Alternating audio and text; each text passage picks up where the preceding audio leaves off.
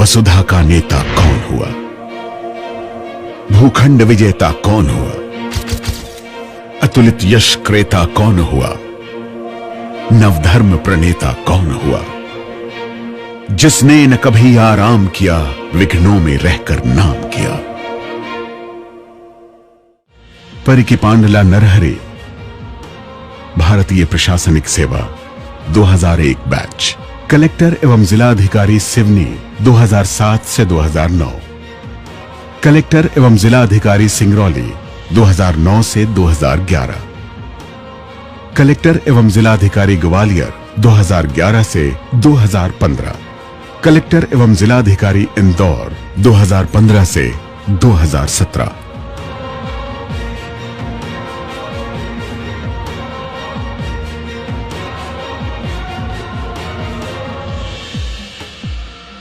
जन कल्याण के प्रति अडिग समर्पण और कठिन परिस्थितियों में भी नई राह निकाल पाने की अद्भुत क्षमता का जीवंत प्रतीक हैं भारतीय प्रशासनिक सेवा के अधिकारी पी नरहरि। एक कुशल प्रशासक लोगों के प्रति संवेदनशील होकर ही उनका जीवन संवार सकता है। यही नरहरि की कार्यशैली और जीवन का मूल मंत्र है। वो जहां जहां भी पदस्थापित रहे, उनकी संवेदना और त्वरित कार्यवाही ने हजारों जरूरतमंदों की जिंदगी बदल डाली। इंदौर शहर में भी ऐसे लोगों की कमी नहीं जो हर दर से निराश होकर कलेक्टर के दरवाजे पर पहुंचे और अपनी समस्या से छुटकारा पाकर ही लौटे।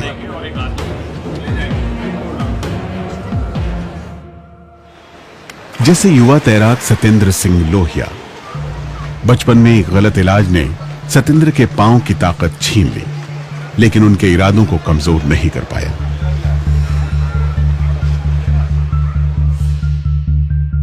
इन इरादों को बुलंदी का आसमान दिया कलेक्टर नरहरि ने। श्री आदरणीय नरहरि जी वो पारस पत्थर हैं जो दूसरों से मिलकर भी अपने जैसे बनाने की चाहत रखती है। वो मेरे को दिखने लगा है। जहाँ कोई सुविधा नहीं थी, आज मुझे इस जगह खड़ा कर दिया था। उनका नाम ही नहीं, उनका काम भी है नरहरि।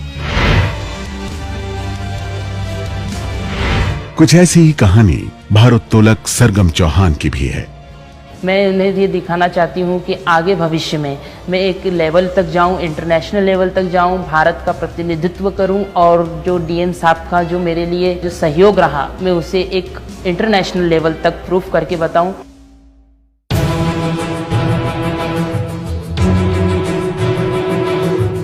सेना में जवान अविनाश कुमार द्विवेदी ने देश की सीमा पर कभी परिंदे को पर भी नहीं मारने दिया, लेकिन अपने घर के प्लॉट का अवैध कब्जा नहीं रोक पाए। मेरी जो प्रॉपर्टी है, प्लॉट है, वहाँ पे जाके खुद कलेक्टर साहब आए और उन्होंने वहाँ पे पूरा उसको तोड़ के डोजर से और कब्जा वहीं पे दिलवाया। अगर हर अधिकारी इसी टाइप से होगा तो मैं यही कहूँगा कि देश एक अच्छी ऊंचाई पे जाएगा। माता पिता को खो चुका गौरव गरीबी की वजह से पढ़ाई से भी महरूम रह जाता अगर समय पर प्रशासन मदद न करता। स्कूल वालों ने मना कर दिया पढ़ाने के लिए। फिर हम कलेक्टर जी के पास गए, फिर उनसे मदद मांगी। तो वो मेरी बहन और मेरे लिए बहुत अच्छी बात है कि वो हमारी ज़िंदगी संवार रहे हैं।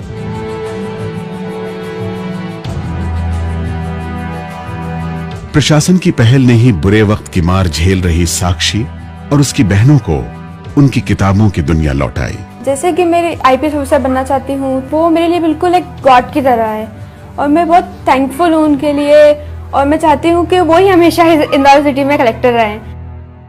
आर्थिक रूप से कमजोर इस लड़की ने जब नरहरि से प्रेरणा लेकर खुद आईएएस बनने की सोची, तो गरीब परिवार में पले बढ़े नरहरि ने आईएएस कोचिंग की उसकी फीस माफ करवा दी।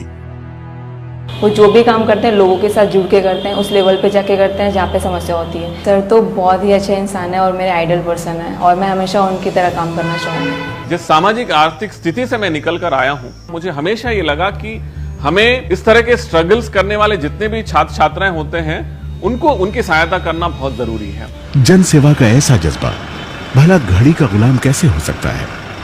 तभी तो जब सरकारी कार्यालय बंद होने का समय आता है, कलेक्टर साहब का कार्यालय जनता के बीच खुल जाता है। मेरे पापा की तबीयत खराब है, मैं अपनी पढ़ाई पूरी करना चाहता हूँ। क्या करना चाहिए बताओ आपको? बच्चे को पढ़ना है, मदद करना चाहिए। कौन करेगा मदद? मंत्र बस एक ही है, जिला प्रशासन आपके आंगन। हाँ बेटा, अच्छे से पढ़ना, बाकी बच्चे सजा ले ले रहा हूँ।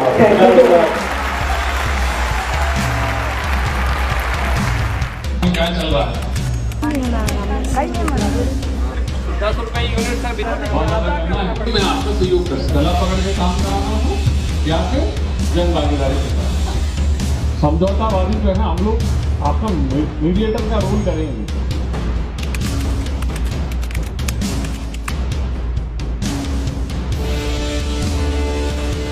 जहाँ हमारे लोग सहायता कर रहे हैं, नहीं कर रहे गाँव में कुछ पैसे लगा रहे हैं।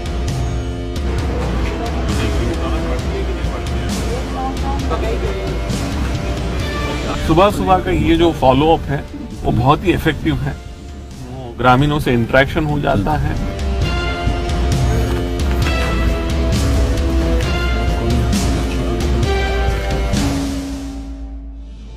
वैसे इंदौर के लोगों को जन सुनवाई के लिए किसी खास दिन या समय का इंतजार नहीं करना पड़ता। कलेक्टर 2400 घंटे सोशल मीडिया के माध्यम से जनता से जुड़े रहते हैं। पी नरहरी मध्य प्रदेश के पहले कलेक्टर हैं जिन्होंने सोशल मीडिया को जनसंपर्क का आधिकारिक जरिया बनाया। अपने सैकड़ों मित्रों और फॉलोअर्स के साथ आज वो एक स्थानीय सेलिब्रिटी से कम नहीं हैं। टेक्नोलॉजी के युग में, और दूसरा जब राइट टू इंफॉर्मेशन और इस तरह की चीजों का समाज में इतना ज्यादा प्रवाह हो चुका है, लोग चाहते हैं कि जो अधिकारी हैं, जो शासकीय सेवक हैं, वो एक्सेसिबल हो। वो चाहते हैं कि अपना काम बहुत आसानी से हो। इस 24 घंटे की जन सुनवाई ने जन जन को लाभ पहुंचाया है। 20 साल पहले करीब 2000 परिवारों ने अपने घर के सपने के साथ ये फ्लैट बुक किए। साल गुजरते गए, मुश्किल से जमा किए पैसे, बचत और पीएफ सब खत्म हो गया। जवान आंखें बूढ़ी हो गईं, लेकिन घर नहीं मिला। पी नरहरी ने इनको सर पर छत दी। इस खुशी को तो शब्दों में बयान नहीं कर सकते। आदमी का मकान बनाना, और स्पेशली हम सरी के लोगों का एक ड्रीम था कि अपने खुद के मकान में रहेंगे, ये करेंगे। वो सपना हमारा नरहरी साहब के प्रयत्न से आज ऐसा हुआ कि अब पेंशन तो हमको मिल गया है।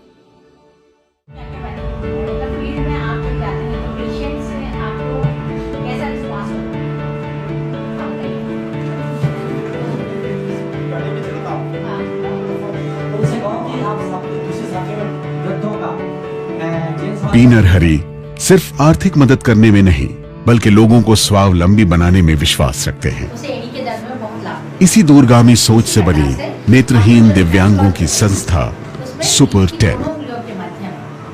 हमने देखा कि स्पर्श करने की उनकी जो शक्ति है वो अद्भुत होती है, तो वहां से हमने इस बात को निकाला और पंच स्पर्श विशेषज्ञ का एक ट्रेनिंग प्रोग्राम तैयार किया। पूरे 20 लड़कियों को सिखाना बहुत बड़ी बात होती है। ब्लाइंड लोगों को उन्होंने इतने प्यार से सिखाया, अपनी मम्मा की तरह उन लोगों ने हमको इतने अच्छे सिखाया है। ब्लाइंड बच्चे हमारे पास आया करते थे कि सर हमें 2000 का जॉब दिला दो, 3000 का। इवन पढ़े लिखे पोस्ट ग्रेजुएट भी 3000 रुपए का जॉब कर रहे थे।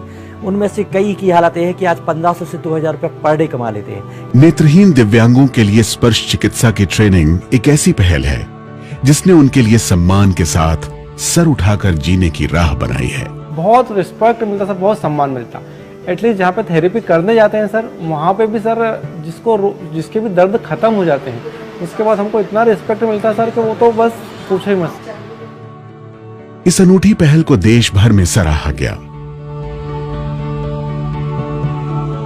दिव्यांगों के प्रति पी नरहरी का ऐसा ही समर्पण बतौर कलेक्टर ग्वालियर भी दिखा, जब उनके कार्यकाल में ग्वालियर देश का सबसे दिव्यांग सुलभ शहर बना। बहुचर्चित टीवी कार्यक्रम सत्यमेव जयते में भी इसे दिखाया गया।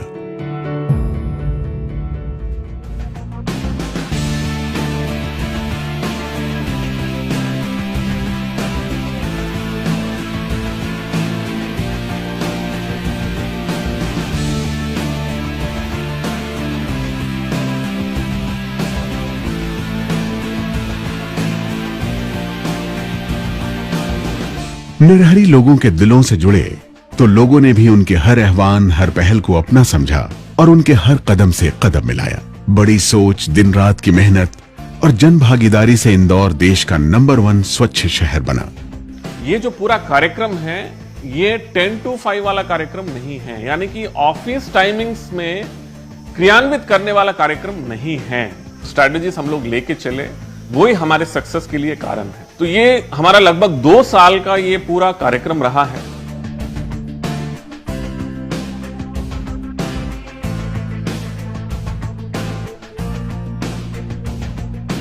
लोगों के लिए कुछ करने के इस जज्बे की नींव पी नरहरि के बचपन में ही पड़ गई।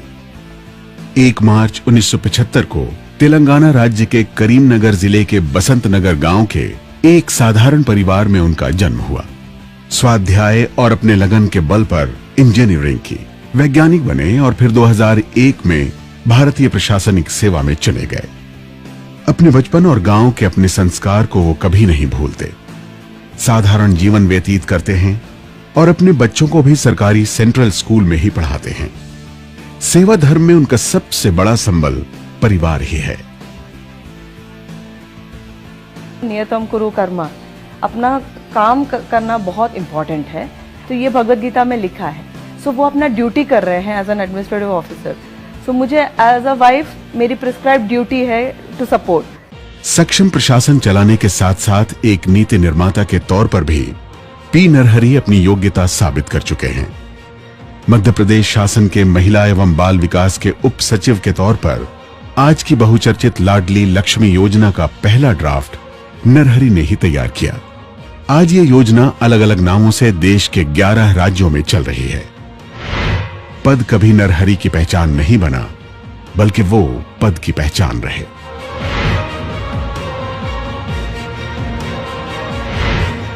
ये जहां जहां कार्यरत रहे, वहां वहां असाधारण काम की छाप छोड़ी।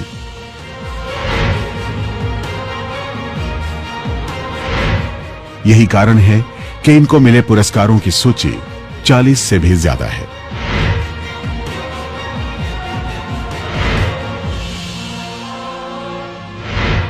पी नरहरि एक कुशल प्रशासक के साथ साथ अच्छे लेखक भी हैं। महू के कार्यकाल के दौरान उन्होंने एक शोधपरक पुस्तक हु ओन्स महू भी लिखी। मैं ऐसे लोअर मिडिल क्लास फैमिली से आया हूं। हमने कभी कलेक्टर को नहीं देखा अपने जीवन में। जब तक कलेक्टर नहीं बने तब तक कलेक्टर, जब तक आईएएस में नहीं आए तब तक आईएएस अफसर को नहीं देखा।